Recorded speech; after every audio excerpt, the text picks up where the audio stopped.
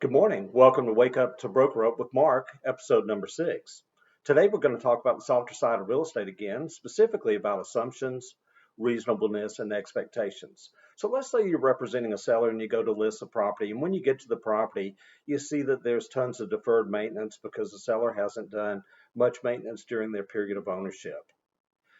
You make an assumption that the seller may or may not do repairs as part of an amendment to address concerns.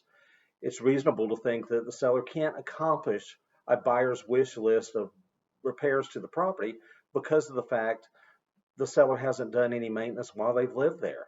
You've got to realize that you need to set expectations for the seller, and you've got to have those conversations with the seller.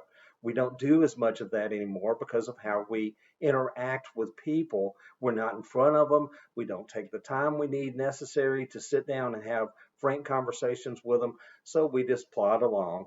Buyer comes, buyer sends over an amendment to address concerns. Seller says, I'm not going to do anything. And then you have to flush that buyer out and go to the next one.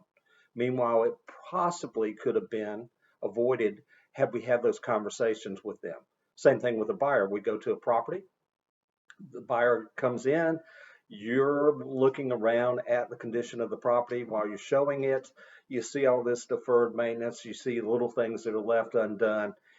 The buyer decides that they want to make an offer on it, and while they get accepted, their offer is the one.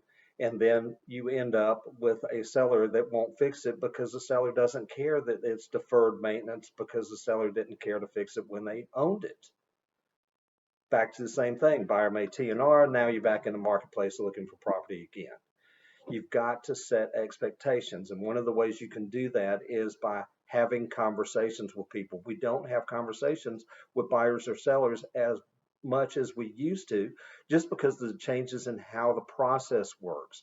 We do everything by text and by email, and nothing face to face like I'm coming face to face with you this morning. We need to change that narrative.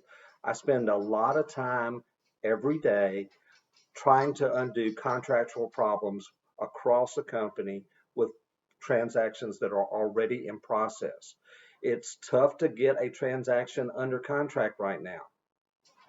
It's also tough at times to get it closed if it is under contract.